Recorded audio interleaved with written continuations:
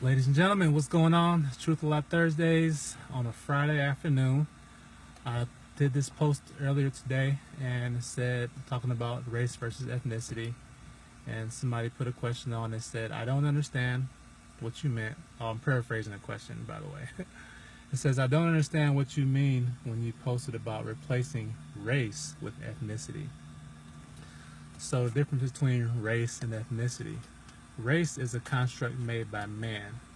Ethnicity is a concept made by God. Race is dividing people by colors and features. Okay?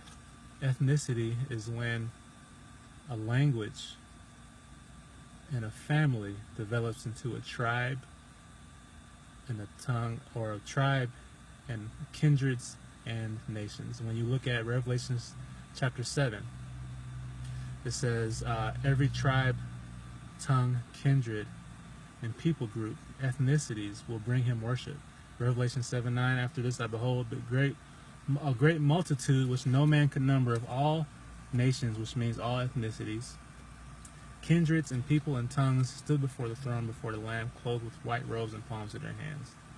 So nationalities, or aka ethnicities, have nothing to do with race.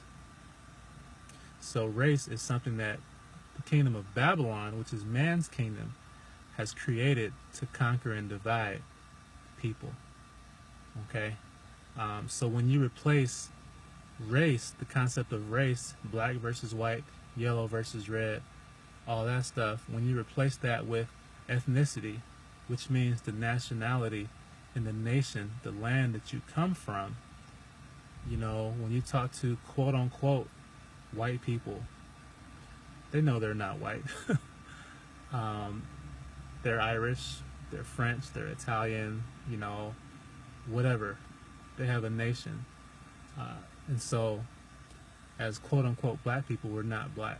That's a construct of Babylon. Our true ethnicity, it could be Nigerian, it could be Ethiopian, it could be South African. You know, if you're part of the scattered tribes of Israel, it could be Israelite. That's what it could be. It could be many things. It's not, but it's not black. That's just a color. It's not. It's a race made up by man. A nationality or ethnicity is something that was given to you by God. So it's not a sin to understand what your ethnicity is.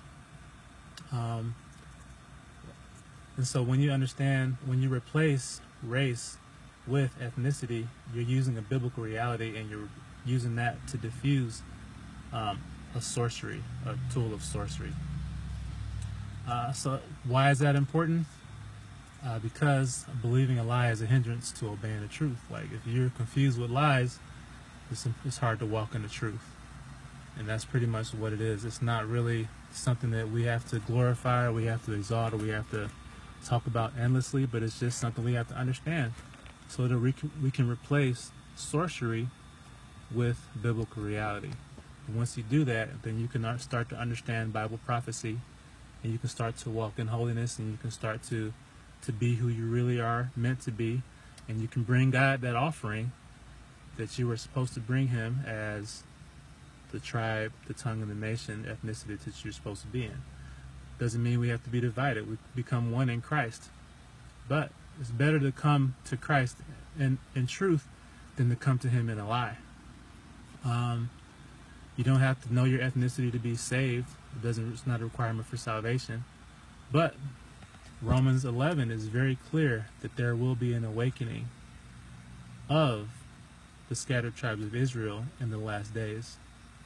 I recently did a teaching series, 3 weeks of teaching on biblical prophecy. We talked about the identity of Babylon. We talked about the identity of the scattered tribes of Israel. And it was very important. I do this seminar, you know, probably a couple times a year in different places. But having an understanding of biblical prophecy that's clear instead of vague and general is very important, because when you understand what the Bible is saying and you can relate it to real life, it helps you just to see things more clearly, so you can obey God just more effectively. And so that's why it's important to replace the sorcery of Babylon with biblical language and biblical concepts.